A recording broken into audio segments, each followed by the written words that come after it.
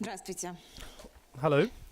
На самом деле для меня задача довольно For me, a непростая. mission is quite пока я готовилась, difficult пока я while I was думала preparing myself. I was giving it на, thought вот как все будет здесь проходить, how какая будет these all аудитория. take place, what the Вот, audience поэтому я would look назвала like. свое So выступление «Особенности людей с I синдромом called Дауна», it адаптация музея Special и Educator at адаптация the в музее. Downside and the Вот. Adaptation Я in педагог, Museum. именно, да, I'm специалист, a который teacher, работает I'm a вот с семьями, в specialist которых who растут works дети with с синдромом Дауна, в families, частности, и with вообще children дети with с the Down различными syndrome особенностями. and children with all kinds of Поэтому, на самом деле, меня disabilities. попросили именно более So I was конкретно asked говорить про to синдром Дауна, particularly focus но on я the хочу Down сказать, syndrome, что but I очень would like to многие say that вещи, many которые я things буду говорить, на that I самом will be деле speaking относятся about, к людям с they can нарушением be referred интеллекта to в широком people with смысле слова. developmental disabilities in a Ну, я broader буду sense. комментировать по So I ходу. would comment while I'm speaking. Давайте кратко, да, So ну, let's потому что опыт тоже у be всех разный, чтобы short, because the понять, experience is different о чем мы with будем everyone. говорить. Синдром Дауна, да, Just что on the это subject of такое? what we're going to speak to, what is Это не the Down болезнь, syndrome? это It's очень not a важно знать, disease. хотя It's вроде бы very уже, important to understand все this. встречают людей You с know, синдромом everyone Дауна, и meets часто о people них with есть such a репортажи syndrome. по There are телевидению. reportages on TV Но about that, but регулярно вот ко мне quite спрашивают люди, regularly вот, people детки are asking me, болеют. oh, these То есть kids всё are равно люди ill, считают, что это they have a болезнь. disease, so people Вот. have that Нет, perception это that не it's болезнь, not a потому disease что at болезнь all. это текущее Because disease is состояние, something да, that в is an котором происходят ongoing какие-то state, that there are изменения, some как-то их главное changes are можно moving on, вылечить.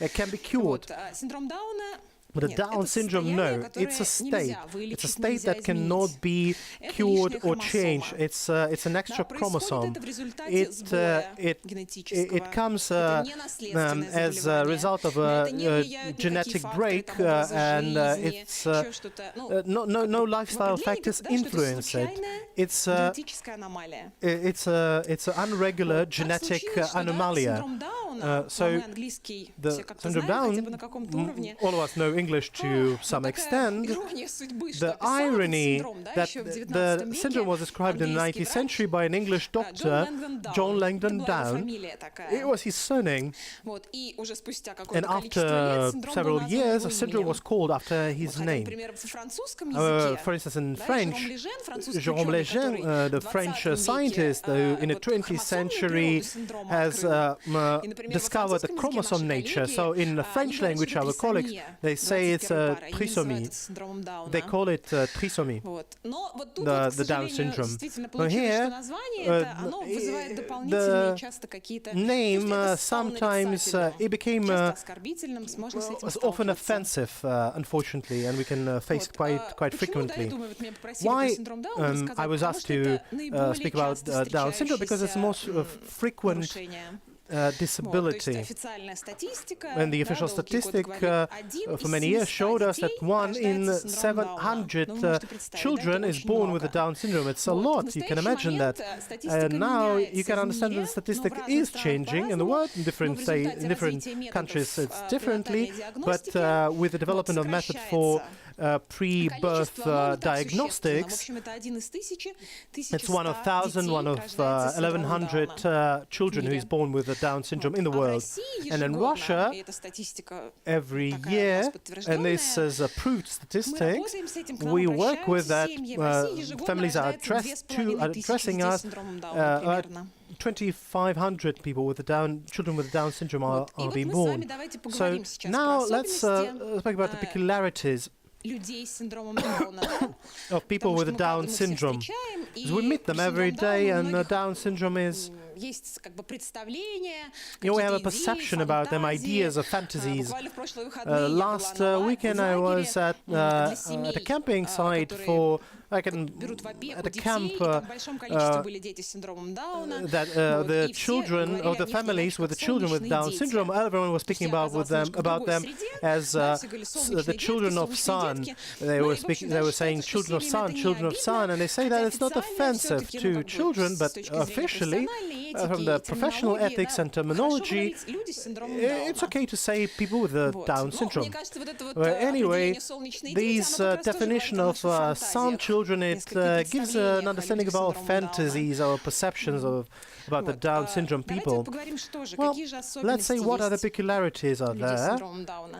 Надо сказать, что Well, это не we should просто say that this is not just задержка развития, вот, backward при синдроме Дауна мы development, можем говорить but о специфическом профиле развития. То есть есть but we are speaking характеристики, about a specific profile of вот, и development это rather. как сильные these are strong indicators of development and weak indicators of development at the same time. Here's a picture that you can see, on which you can see the strong sides and the weak sides.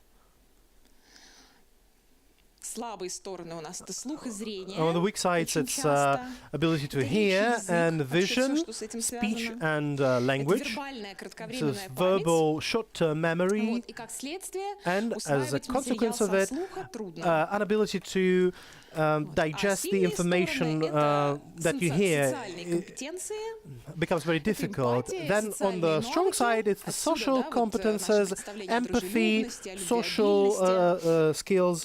That's why we think that the people with the Down syndrome are social and very friendly. Then day-to-day abilities and the short-term visual memory. So the visual material is perceived in an easier manner. So in a sense, you see the motional skills, and there I want to speak about this topic in particular. Although I, as a teacher, I'm a pedagogue for intellectual development, in particular 13 years since I've been working, every year it's becoming more obvious that these spheres is of the utmost importance. Although we are speaking here about a different thing, we're about the museums and the works of art, and to a large extent it's a very some abstract things, but I would like to draw your particular attention here. Well, let's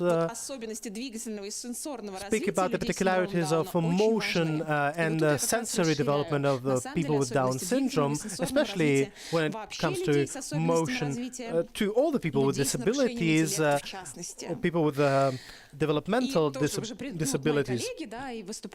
My colleagues were speaking before me. They were saying about all the main senses and how we can compensate one body, one organ of sense with the other. But I would like to enlarge this topic. When we are speaking about senses, we kind of think about these five main senses that we have, but very frequently, and it's not quite obvious, we don't take into account such our senses as a perception of your own body in space, or the muscle sense, or the equilibrium sense.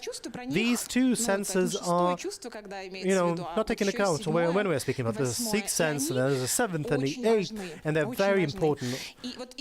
And with them, the people with Down syndrome have a lot of difficulties because their tonus is weak to that extent, and their sensibility of their body is also lower than usual. So we're speaking about these kind of deep sensibility, the difficulty with coordination, and the sense of their muscles. This is not obvious, but there it has a large impact further on everything in a very strong manner, how a person organizes his or her activity, communication, everything. This is very important.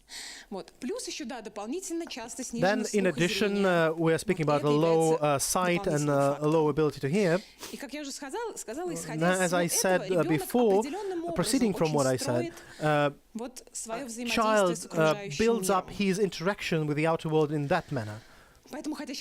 So, although we will be speaking about the particularities of speech and intellect, but we'll come back here, and I would like you to bear this in mind and remember this. So when you're meeting a person with disabilities, you try to approach them from the intellectual side, from the speech side, but this is inevitable. It's great that we know about alternative ways of communication. We know about special methods, tools, but this is a bit different, you understand, still. It's an alternative reality, so to say. That is, to a large extent, it's determined by these kind of particularities. Speech. Everything is speech around us. Everything is about speech, and speech is so important for us. What can we do if we had no speech?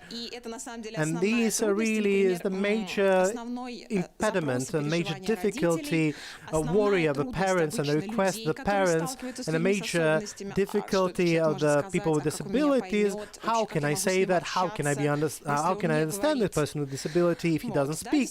How can I deliver my thought? Of course, with the Down syndrome, the speech peculiarities are very vivid, but as we said before, there are weak sides, but there are strong sides like social abilities. They're very open, they're very inclined for communication, they want, they come. So the abilities to communicate, they go much more forward than the ability, the speech abilities. So we have to understand also, and it was touched upon already today, that the understanding goes much more forward than the usage. And the researchers tells us the same thing. So a person can use a very simple grammatical constructions that are not correct, but he could understand the grammatical constructions that we use. Although that I would say further on, you have to build your communication in a certain way. My colleagues were speaking about the different modes of doing it yesterday. So you have to bear these particularities in mind and formulate them in a certain manner. And also because of the lower muscle tonus and the articulating tonus, speech can be a bit ununderstandable, or it can be just lacking. Today we are going to speak in particular about the things that determine interaction with people with the Down syndrome, or help us to understand better how their perception is organized, their understanding is organized. So, a very important point here is the short-term memory challenge. I always give an example. What is a short-term memory? More or less everyone knows, but maybe it's not obvious that much, because frequently parents or friends are saying, oh, he or she has a very good memory, and they give an example that, okay, he remembers this or that. But when we are speaking with you, right here, right now, that's where we need the short-term memory. You saying me something, and I comprehend it, my short-term memory works, and I give you a reply. That's how it works. All the education process is built on the short-term memory. Excursion in museum would be based on that. Something that I perceive at this moment, process it, and then react on it. And this is something that poses a challenge, especially with the hearing memory. We have to understand that when we are speaking about the Down syndrome, almost always, the lower level of intelligence goes is there. It can be expressed in a different way. Developmental disabilities, we say, not all are easy to accept in the family. Human rights activists. But then there's another problem in our society. We are not prepared that people with developmental disabilities will be with us and among us. So sometimes I was observing many examples. The families come to us and say, no, he doesn't have a developmental disability, and I'll prove it to you. And a lot of efforts that are put towards proving that the person does not have a developmental disability. And it's very pity, because I don't really feel that it's very important. What is important is a different thing, but why it is important for parents, sometimes for human rights activists, we can think about it aside. But proceeding from my own experience, I would like to say that with the Down syndrome, there is a difficulty with intelligence. It is lower, and always there will be difficulties in a low level of abstract thinking. So the practical and the subject level will be more accessible. When it comes to images, you can say about different things, but the abstract thinking, when we proceed to a verbal interaction when we are speaking to each other. We are already in the abstract sphere when we just speak. So we can imagine what kind of difficulties people with the Down syndrome face. So this is this point, for instance, like a low ability to operate with different terms at the same time. I explain it here because I believe it's important. It's obvious that if the abstract vision is affected and the intelligence is affected, there is a difficulty with planning, with putting your goals, so a person needs to be aided in that direction. But then there's such a thing as a displacement of the flexible behavior that is founded on particularly an ability to plan things, to change, to take into account several factors. This is the flexible behavior. These type of behavior is replaced by patterns or models, and we cannot say whether it is good or bad, because in some situation it helps a person who communicates with that person. For instance, we have an aid of our teachers with a Down syndrome, and when she comes every time, I've noted the first minutes of dialogue, they always are the same, and then we'll see how it goes. So these patterns, they really help. Then I have a friend with developmental disability who for many years has been writing letters to me, and these letters, always part of that is the same as in the other letters, and then you have a greeting, and then the final words, and then the important part. And then I tell Masha, let's write in different ways, so I try to interfere and ask her to write different types of letters that are more lively, that are more literary, and she said no, these are and it turned out to be that these patterns, that they really help her, and she uses them. So many things like that.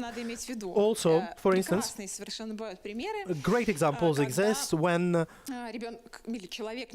child or a man is speaking not very well, but some phrases he says very correctly.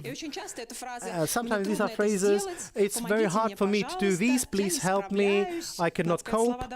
But these are difficult words, but he does it so correctly and precisely. When he, in many difficult situations for him, was picking this phrase, and it helped him.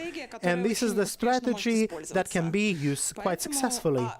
So you try to specify some things after that, and these kind of correctness and preciseness diminishes. So these patterns of speech, patterns of action, is the consequence, the fact that people are difficult to be flexible, to estimate, because everything changes so frequently when it comes to communication with people, and that aids a lot.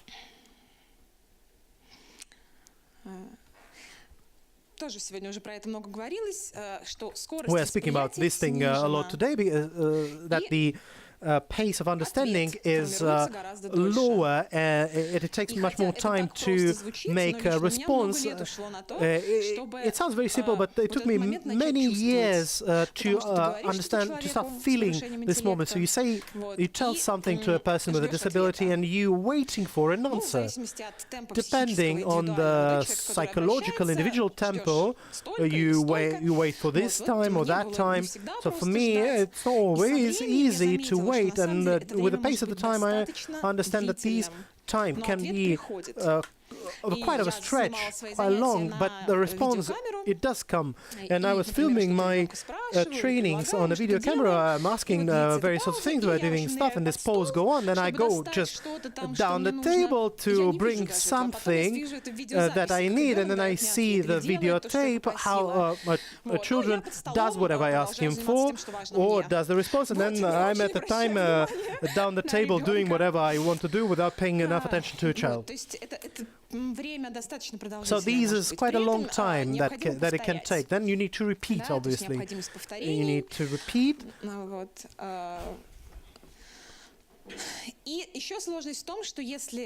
And also a difficulty For instance, if it's a heads-on, like a frontal form, like now we are speaking, you are sitting, and I'm speaking to you, not personally, but to the crowd. But the individual address is always more successful. And like that, what we're doing now, although if it's a familiar situation that a person has found himself many times before, of course, then the strength that we're approaching to will help. Situations when it's hard to understand, here you go, the strong sides of the people with Down syndrome, they help. So what I think is important is, it's very important that people with the Down syndrome, they are all very different. You should not put themselves together that they're all the same. When we say about these kids, okay, these are the kids and they are these and like that, you know, well, we just say about the little kids something altogether with adults. But people with Down syndrome, they have a lot in different tempo of speech, different level of development. There are success stories that we are frequently offered. But believe me, there are stories, there are unsuccessful stories that are offered to us. Very frequently we don't really see them, but they are there. And they have to be taken into account also, that these peculiarities also exist in a different way. So the strong sides, or the strength, what helps people with the Down syndrome in the process of perception, in the process of communication. A very good visual perception. The short-term visual memory and the ability to educate themselves based on visual effects. Or their vision. The ability to reciprocate, and it's often a person with the Down syndrome or some type of excursion, or where everyone is explaining something. I don't know if a guide is cracking a joke or doing something. A person with the Down syndrome could not take a pace with that, but he could reciprocate what other people are saying, react, laugh as the others are doing, do the same as the others are doing. It helps, this thing helps us in many situations also. You know, I nod, I smile, you know, somehow you can adapt. Well, look, I, as a teacher, as a specialist on education, know that it has a lot of things to do with life, in course of the practical actions, and I would say more when it comes to actions of body, with engaging the whole body, we can achieve the best results. And overall, it's not worth judging the whole and putting things together as if they are the same. But every time when you're meeting a person with a Down syndrome, it's very important to orient and to take into account his individual peculiarities, and proceeding from that, from understanding the overall particularities, and from the individual particularities, plan your own interaction, if it's a professional or personal interaction, excursions, or just communication. And let's also speak about what helps interaction, cooperation for us with the people with the Down syndrome to be more successful, so we will feel ourselves calmer and better. What is needed? So we said already that people with the Down syndrome, they're very open, they're very friendly, they're inclined to communication.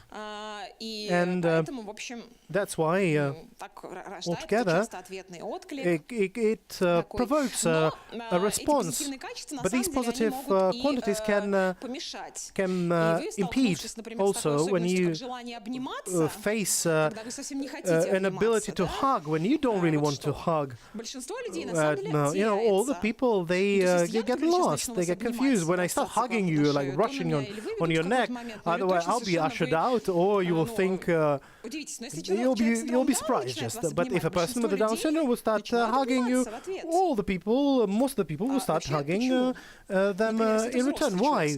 If it's an adult person with Down syndrome, of course, it's a child. We treat all the children the same. But so why he wants to hug? So we start getting lost for our culture, for our common way of life. We can't really do what to do in these kind of circumstances. So we are completely lost. It's a special person and he has a good intention. Oh, let's hug. Well, borders are very important always, and with everyone, and with a person with Down syndrome, as to everyone, you can say, no, we are not going to hug each other. This is not the situation. I don't want to do it. We can shake each other's hands if you'd like. Please, because a person with a Down syndrome comes at this moment, at every moment, he starts smiling and he starts hugging at whatever moment he would like. I would like to refer to the slide that was before that, with the people with sensory development. This is not just determined by being friendly, but determined by the sensor and the body requirements. Because while hugging, strongly hugging, we get the feelings and the sense that we need. The senses that a person with a Down syndrome is not getting enough. This is not just a desire to be friends, but it's some kind of a body thing. So now you know when a person with a Down syndrome starts hugging with you, if you want it, of course you can do it, but it's not, of course, in principle, compulsory.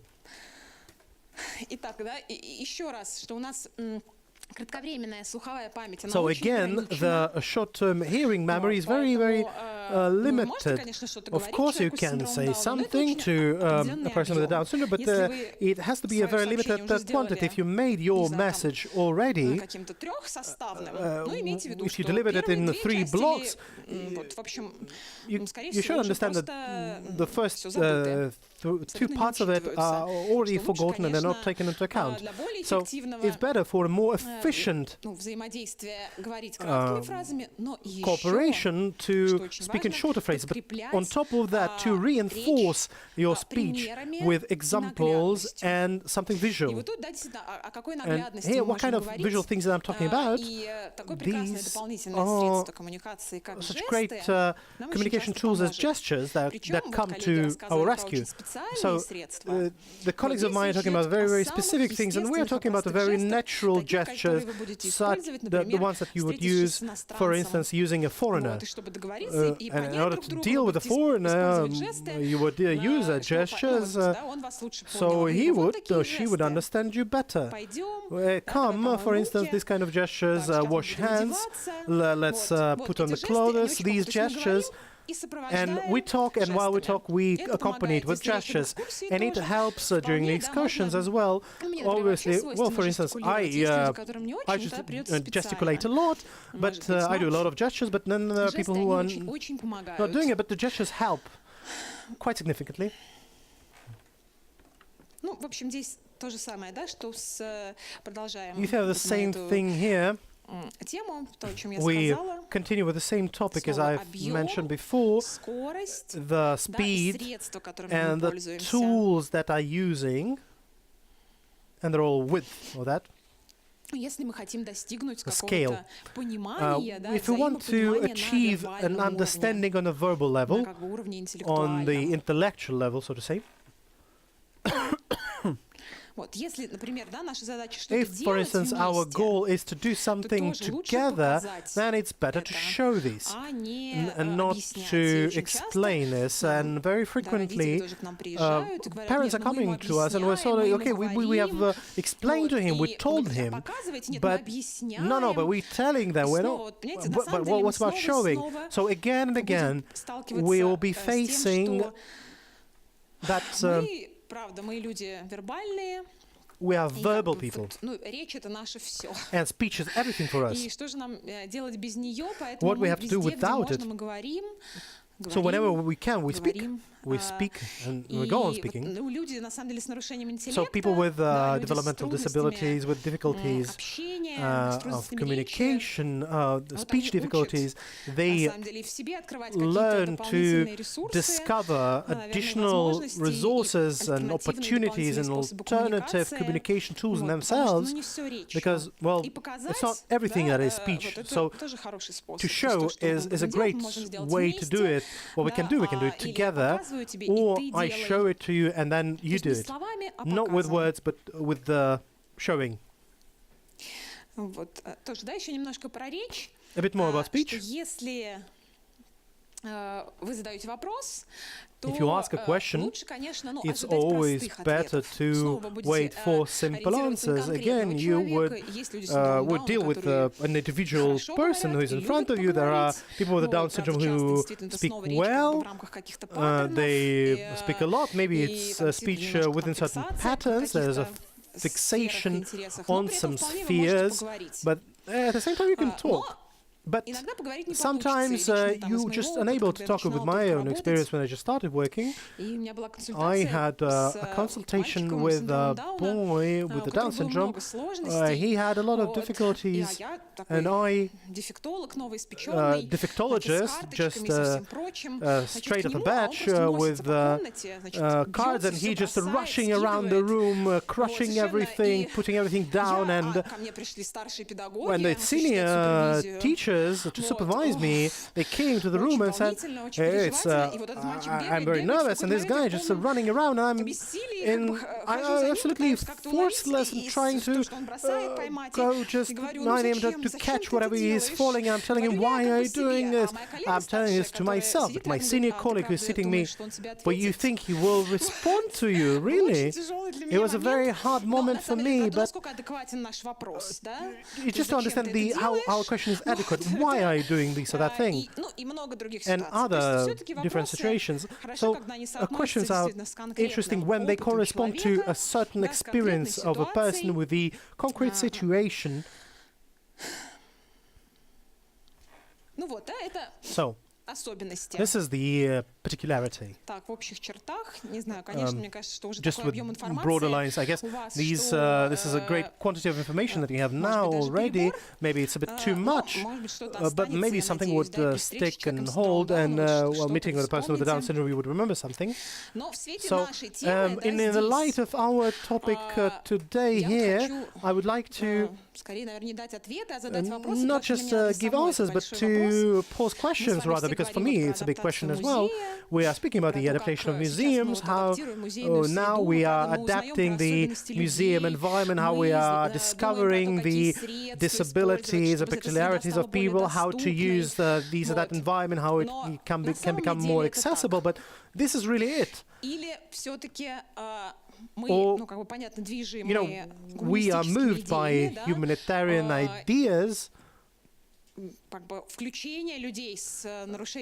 including people with disabilities in society. We're speaking about all of this, but to what extent are we ready that people with disabilities or developmental disabilities, I would like to say these in particular, so we're speaking about the notional or sensory impairments people, but when we are speaking about mental disorders, it turns in a very special way. Are we ready or not in reality that these people will be present among us? And yes, they were already speaking about the models that are. We had a segregation where people were excluded from society when they were exiled or isolated. We had the normalization model, so to say, when we know about the rights of human beings, and we were speaking about integration, that the person with disorders can be included and has a right to be included in society. He has that right, or she. Then an idea went forward. No, a person has not be ready and prepared to engage in society. It's the environment that has to adapt itself and help a person with disabilities to get engaged. And now we're speaking about inclusion. although in the Russian language integration and inclusion, though we had a different pace of development and time, we didn't really have the integration period, we had the inclusion period at the same time, so there was a confusion without. So when people say integration, they mean inclusion, and when they say inclusion, they mean integration. So when now we are speaking about the possibility for developmental disorders people to be welcomed by society, to be self-sustained, that he should have a system of social connections and network. We are speaking, first of all, about the accessible environment. This is it, and this is really good, but at the same time, it seems to me that when in reality we are speaking about a person with developmental disability, in order to implement this inclusion becomes very difficult. Because for us, people with a certain type of intelligence, is very hard. We don't really know how to face it, because it's a different culture, we may say so, people with developmental disorders. A different way of discovering the world and discovering being. But all our good intentions are very important and very good. But at some point, from my vast experience, I've many years been a friend to people with developmental disorders, and it's a great part of my life. I'm very, very thankful to them. It's a very specific relation, but not everyone is ready to get engaged in this type of relationship. We're speaking about rights, it's very important, but when we speak about adaptation, we mean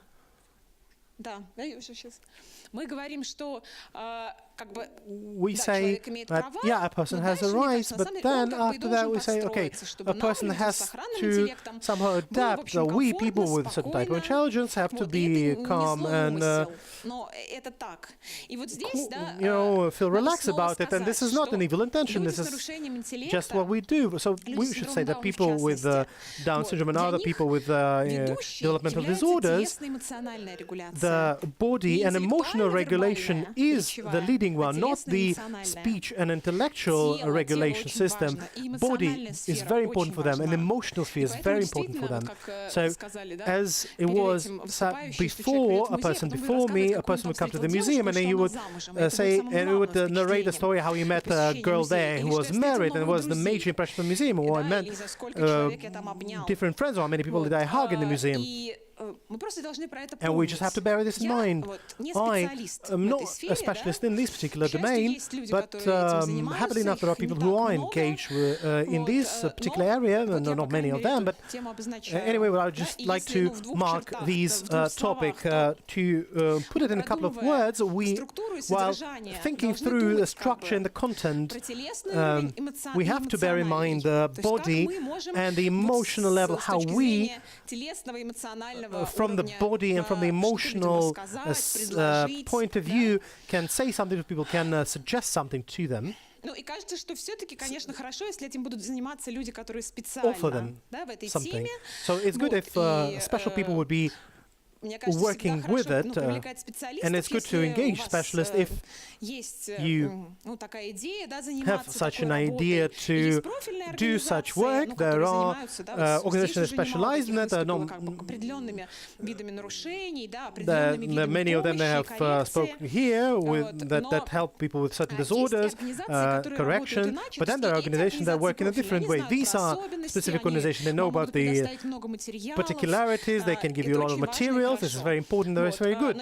But there is another work, this is the work, for instance, an example of such work is the integrated theatrical rehabilitation studio called Krug, or The Round, which do the rehabilitation in this manner. I'm not a specialist, so I very highly recommend you that you should check it up and read about it. So this is a completely different level, a completely different depth of understanding, not from the point of view of normalizing that, we all are people with our own rights, but the effort to understand a person with different abilities and developmental disorders. Thank you very much.